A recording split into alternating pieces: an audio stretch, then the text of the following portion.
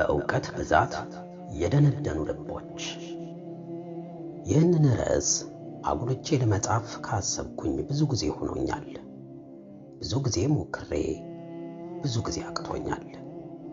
እንዴት ብዬ እንደማስረዳህ ሳይሆን የሚጨንቀኝ እንዴት ብዬ እንደምረዳው ነው። ነገሩ እኔ ለውይይት የማነሳቸው ሐሳቦች ራሴኑ እጅግ በጣም ካስቸገሩኝ ነጥቦች ዋናዎቹን መርጬ ነው። ምናልባት ውስጤ አንተ ማፈሪያ ሰዎችን እየመከርክ ራስህ ትዝረከረካለህ እንዴ እያለ ዘወትር ያሳስበኝ ዘንድ ስለምመኝ ነው። እንደ ምኞቴ ማሳሰቢያውን ሰጥቶኝ ተጠቃሚ ከሆንኩ መልካም፣ አሊያ ግን ወይ ሳያሳስበኝ ቢቀር ወይ ደግሞ እኔው ማሳሰቢያውን ችላ ብዬ እንደተባለው ስዝረከረክ ብገኝ ያለ ጥርጥር አንድ ነገር ይከሰታል። ወደፊት ምን እንደሚከሰት ታውቃለህ? አታውቅም። ለማንም ካልተናገርክብኝ ሌላ ቀን ሾክልሃለሁ።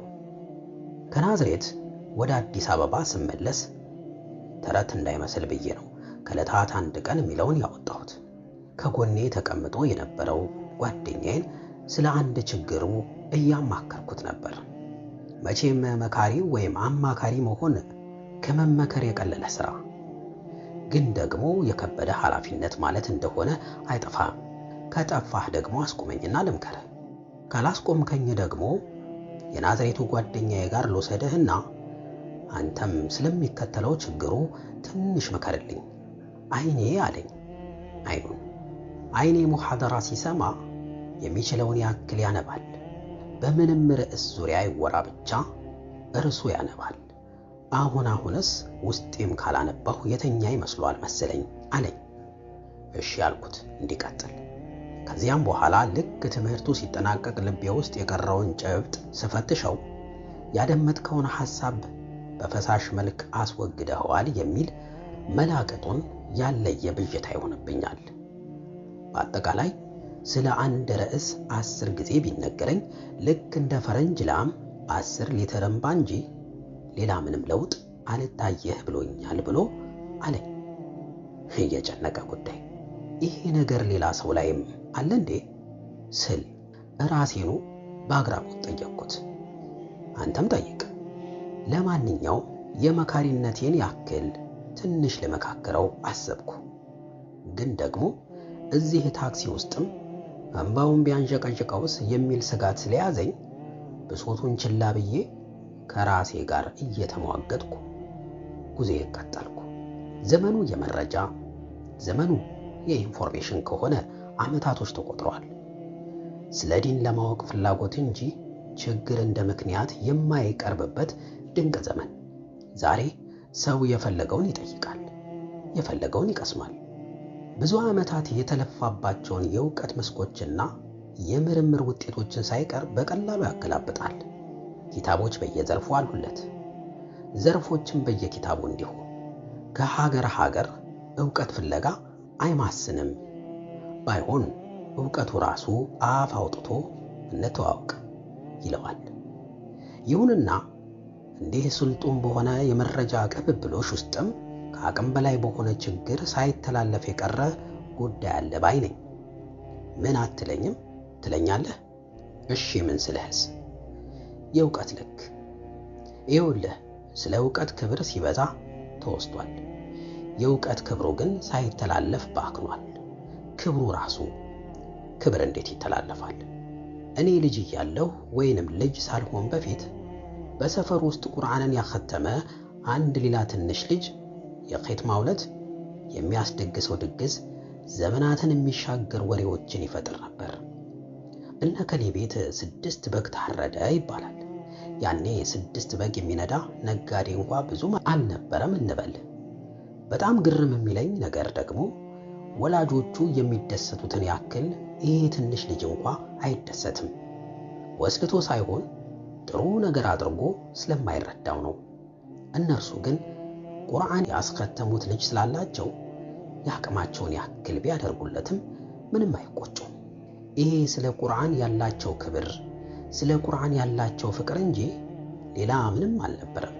እንዲያው ሳት ብሎ ትንሿን ቁርአን አቃብሉኝ ካልካቸውማ እንዴት ቁርአንን ትንሿ ትላለህ ተብለህ የምትገረፍበት መልካም ዘመን።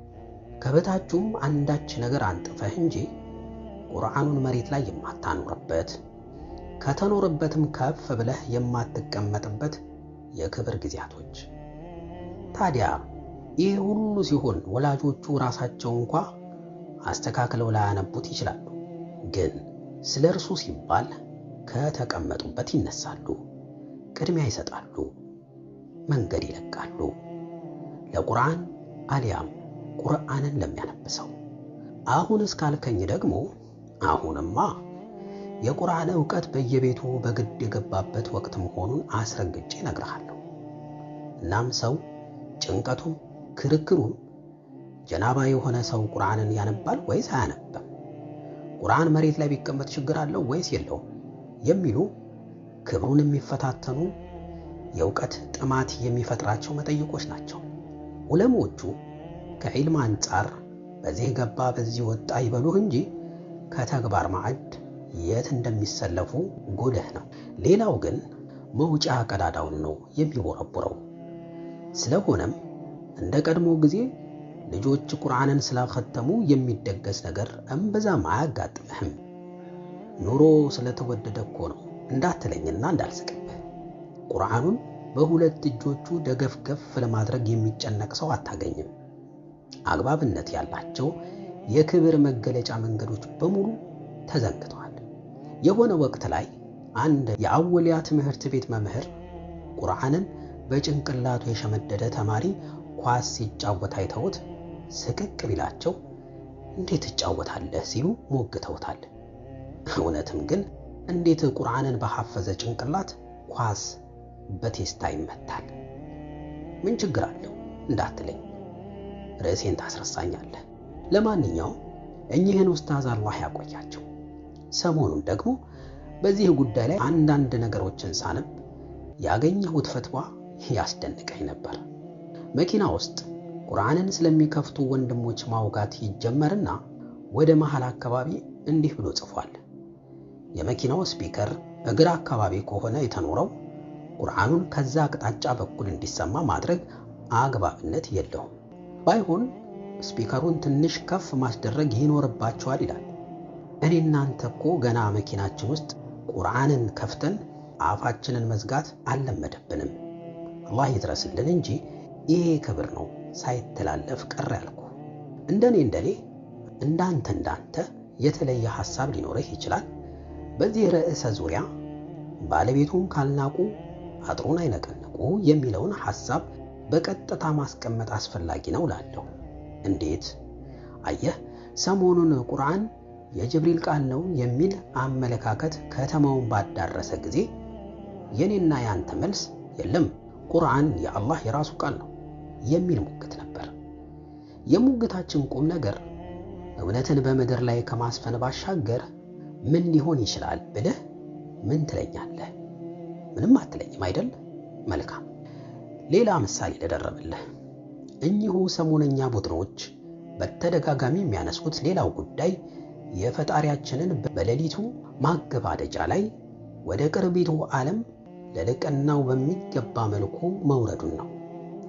ያን ጊዜ ታስታውስ እንደሆነ እኔና አንተ ይወርዳል ተብለናል፣ ይወርዳል ብለን ሸንጣችንን ገትረን ስንከራከር ነበር። እናም በማስረጃ ረታናቸው፣ አሸነፍናቸው። ነገር ግን እኔና አንተ ከዛ በኋላ ምንድነው ቁም ነገሩ? መቼም መከራከር፣ መነታረክ፣ መጨቃጨቅ ዓላማችን እንደማይሆን ቁልጭ ያለ እውነታ ነው።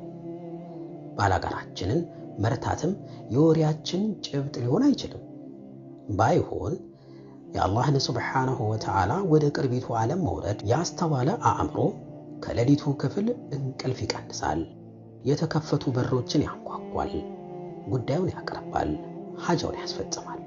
ይሄ ነው ቀድሞውንም የተፈለገው ነገር እንጂማ በዚህ ርዕሰ ጉዳይ እንዴት ብሎ የሚለውን ጥያቄ ሷሃባዎች ቀድመው በጠየቁ ነበር። ዳሩ ያ ትውልድ የሐዲሱን ቅልጥም የትምህርቱን መቅኔ ፈጥነው አውቀውታል፣ ወስደው ሰርተውበታል።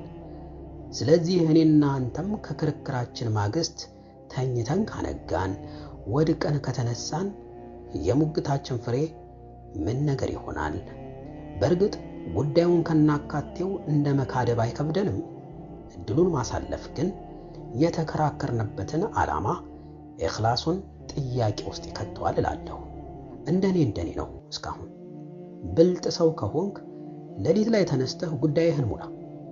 ስኬትህን ያየ ሁሉ እውነትም ሐዲሱ ሶሒሕ ነው ለማለት ይቃጣል። የቁርአንንም ጉዳይ ካነሳ የአላህ የራሱ ንግግር መሆኑን ስታስረግጥ ክብርን ትቸረዋለህ። ልክ አላህ ራሱ ያናገረህ እንደሆነ ሁሉ መላ ሰውነትህ ርግፍግፍ እያለ ታዳምጠዋለህ። ቁርአንን ከፍተህ እህል አይበላለህም። ቁርአንን ከፍተህ እንባህ አይቆምልህም። ይሄ ነው ለኔ የውይይታችን ፍጻሜ የሚሆነው፣ ካልሆነም መሆን የሚኖርበት።